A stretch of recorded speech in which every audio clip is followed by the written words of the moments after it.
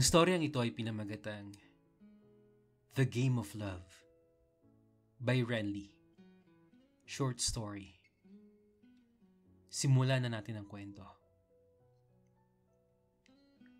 Welcome to The Game of Love, kung saan ang unang mahulog ang siyang talo, ang huling mag-move on ang siyang dehado. Sa larong ito, ako na siguro ang champion ng mga loser. Kasi naman, andali kong ma-fall. Andali kong ma-attach sa mga taong sweet, may pagka-gentleman, at syempre, may hindi papahuling looks, lalo na sa mga mapuputi. Ako nga pala si Renly, isang business course student. Bata pa lang ako, competitive na ako sa school in terms of academical performance. Valedictorian ng elementary, honored student ng high school, UPCAT passer sa LB. Kaso, hindi ako natuloy ng pag-aaral doon.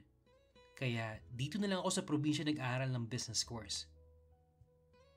Siguro nga, totoo yung sinasabi nila na kapag matalino at swerte ka sa academics, kabaliktaran naman ito sa pag-ibig.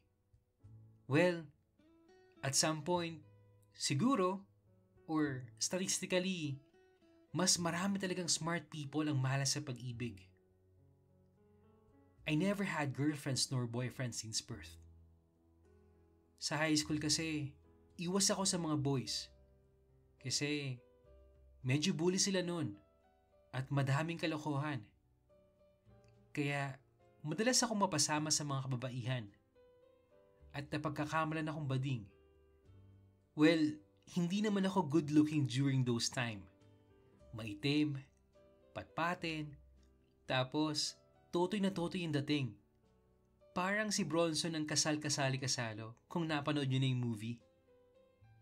Kapag nakikita ko nga yung mga high school picture namin, hindi ako makapaniwala sa kanilabasan ngayon. Maraming salamat na lang ng malaki sa puberty. Hindi ko naman masasabing gwapong-gwapo ako ngayon. Siguro, average type lang, plus intellectual factor na lang siguro. At syempre, sweet na dimple. At dahil nga single since birth ang naging takbo ng buhay ko, I set myself to believe na darating din ang tamang panahon para sa akin. And all I need to do is prepare myself for that special person na magdudulot ng malaking pagbabago sa takbo ng love story sa buhay ko. As I thought, simbang gabi na naman. Medyo na-excite akong pumunta ng simbahan ngayong araw. Hindi kasi makakasama sila mama. Kaya naman mag-isa lang akong pupunta ng simbahan. Kasi, magkikita kami ni Mr. Nurse sa simbahan. Nauna na nga siya doon. At aantay niya lang ako sa pinto ng simbahan. Kapag single at first time mong lumabas kasamang taong gusto mo, ay, kung ano-ano talaga ang papasok sa isip mo. Pakiramdam ko noon, para akong prinsipe na inaantay ng aking, well, prinsipe din. At sumakay na nga ako ng tricycle, papunta sa simbahan. Pagdating ko doon, mag-uumpisa ng misa. Napakaraming tao. Hindi ko siya makita. Hanggang sa nag-text siya ng yung naka-jacket ng blue. Teka, susunduin na lang kita. At yun nga, lumabas siya ng simbahan para akayin ako sa loob. Pagkakita ko sa kanya, para ako na-mesmerize. Ang puti ng kutis niya. Sobrang kinis at mahihiya ang tigyawat na tumubo sa makinis niyang muka. Hinila niyang kamay ko papasok. Ang lambot ng kamay niya. At ang bango-bango pa. Nahiya naman ako. Hindi kasi ako nagpapabango. Johnson's baby powder lang. Okay na ako eh. At yun na nga, standing ovation kami sa pinto ng simbahan sa kabuuan ng misa. Madalas mabaling ang tingin ko sa kanyang mukha. Para siyang Korean superstar. Tapos, napatigil yung titig ko sa labi niya. Mamula-mula ito. Tapos, para ba siyang naka-lip balm? Habang kinakabisado ko ang mukha ni Mr. Nurse. Bigla siyang tumingin sa akin. Tapos sabay ngiti. Lord, kukunin mo na ba ako? Ay, ang bulong ko sa isip ko. Kasi naman, I just died in that kind of smile. 2 days ago bago kami magkakilala ni Mr. Nurse, nagkasabayan kami sa tricycle. Pareho pala kami ng barangay.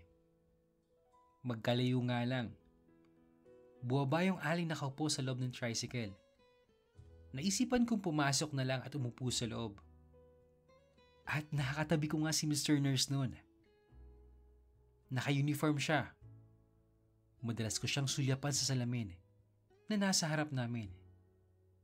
Siya naman, panay ang baling ng tingin sa daan o kaya sa gilid niya.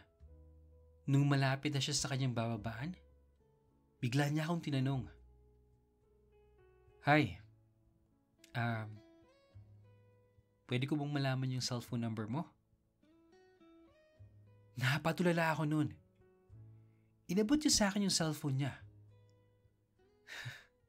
Ano pa bang magagawa ko? Magpapakipot pa ba ako? Gusto ko nga, di ba?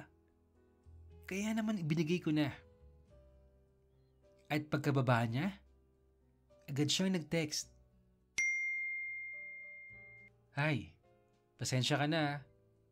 First time ko kasing humingi ng number ng tao sa tricycle eh. Sobrang nahihiya ako sa'yo kanina.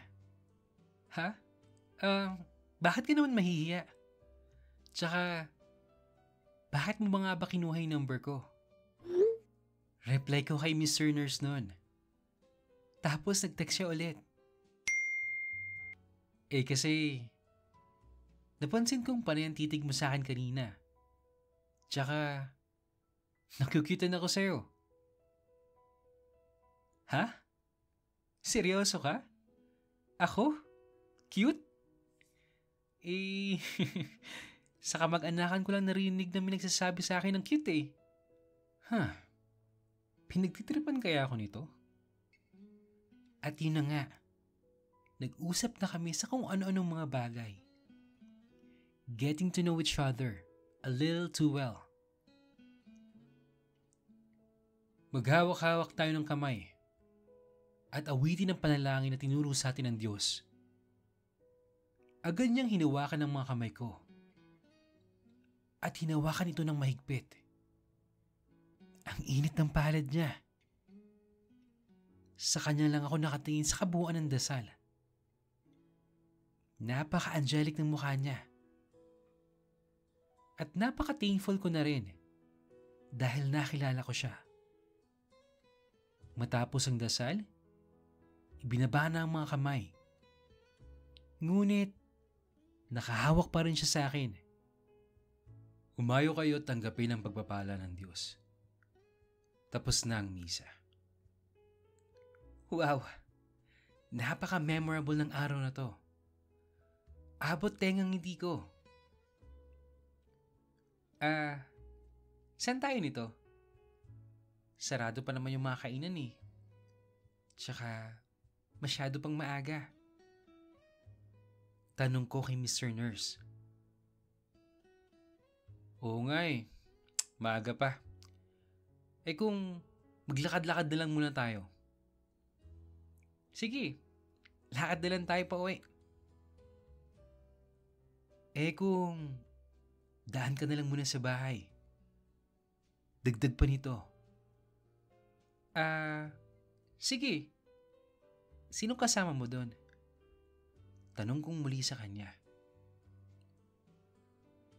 Wala eh. Mag-isa ako ngayon eh. Umalis si na mama, lumuwas ng Manila. At naglakad na nga kami pa uwi. Habang nasa daan, napag-uusapan namin ang kanya-kanyang school life. Parehas pala kami ng school na pinaggalingan ng high school. Pero hindi kami nagpang-abot. Transfer din pala siya from other school. Kaya parang bago yung mukha niya sa akin. Hanggang sa makarating na kami sa kanilang bahay. Halika, Renly. Pasok ka muna. Upo ka muna dyan, okay? At naupo na nga ako sa mahabang sofa. Tumabi siya sa akin sabay tanong, Teka, nagugutom ka ba? Gusto mo ng kape o tinapay? Hindi naman. Okay lang ako. Ikaw lang talaga mag-isa dito? Wala ka bang mga kapatid? Wala eh. Only child lang ako. Ang sagot nito. Alam mo, ang lamig pa rin, no? Dugtong niya. Oo nga eh. Kahit nasa loob na tayo, naka-jacket at ang lamig pa rin, no? Halika nga dito. Sabay akbay sa akin. At inilapit niya ang kanyang mga labi sa aking tenga. Nararamdaman ko ang hininga niya. Mainit. At parang basa. Basa. Did he just lick my ear? Ikaw na lang kakainin ko. Okay lang ba sa'yo? Bulong niya sa akin. Sabay dila mula sa aking tenga. At dinikit niya ang kanyang mukha sa aking leeg. Hindi ako nakaimik. At para bang naninigas ang buong katawan ko sa nangyayari. Binaba niya ang zipper ng jacket ko. At pinasok ang kanan niyang kamay sa aking t-shirt. Teka, totoo ba to? Ano ba itong nangyayari? Bulong ko sa isipan ko. Inilabas niya ang kanyang kamay sa aking damit at ipinatong to sa aking pantulon. Habang ginagawa namin ang mga bagay na yon, biglang tumila akong manok. Narinig namin yun ng malakas. Para akong nagising at biglang tumayo. Nagayos ang sarili dahil napansin kong maliwanag na sa labas ng bahay. At siguradong magtataka na si mama kung bakit ang tagal ko sa labas. Nako, umaga na pala. Baka hinahanap na ako nila mama. Mauna na ako ganun ba? Sige, tara. Ihatid na kita. Anyaya niya. At inihatid nga niya ako hanggang sa gate ng bahay namin. At doon, nagpaalam kaming muli sa isa't isa. Sa susunod na lang sambit ko. Sige, till next time Sana matuloy na. Pagdating ko ng bahay, wala na pala sila mama at pumasok na sa opisina. Dumiretso ako ng banyo at doon ko pinagpatuloy ang pagpapaligaya sa aking sarili. Habang iniisip ang mainit na halik at haplos ni Mr. Nurse sa aking katawan. Patuloy ang aming pagtitext. Kaya lang, bihira na siyang mag-reply. Kaya naman, hinanap ko siya sa social media for some background check at nakita ko nga doon ang isang bagay na magpapasok sa akin sa magulong mundo ng maling pag-ibig. Love affair is the most crucial affair from all the classifications of genders, including the third genders. Sila yung mga gwapo. Yes, yet pinaka-playful at pinaka-fragile pag pumasok sa isang relasyon. Madaming tukso, madaming tinatago, minsan o madalas, para usan lang hanap. Si Mr. Nurse, na-discover ko may boyfriend pala. May 2 kapatid at madaming mga karelasyon. Kung ilan, hindi na pala mabilang.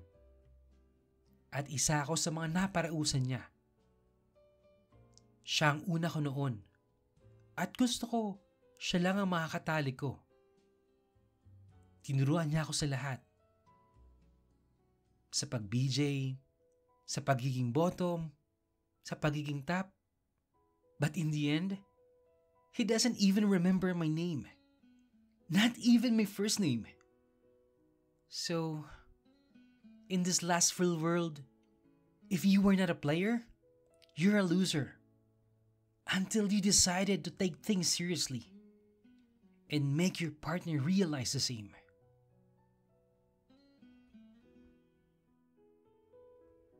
Okay. Game of Love. Wow. Marami talaga guys ang mapaglaro pagdating sa pag-ibig eh. Kadalasan, hindi lahat na nagpapakita ng pagmamahal sa atin ay totoo. Sa mga taong nakakaranas na mapaglaruan o hindi pinahahalagahan, tandaan nyo na ang pagmamahal ay dapat na isang mutual na bagay. Dapat ito ay tapat at wagas. Pahalagahan na rin natin ang ating sarili. Huwag nating hayaang maging kasangkapan tayo ng laro ng iba. At sa mga gusto pong mag-share ng personal experience nila, email nyo lang yan sa iambrensantiago@gmail.com. At kung hindi ka pa nakakapag-subscribe, please mag-subscribe ka na, i-click ang like. At kung nagustuhan mo ang episode natin ngayon, mag-comment, i-hit ang notification bell para updated ka sa mga news stories natin. Yun lang, at maraming salamat po sa patuloy na pakikinig. Hanggang sa muli.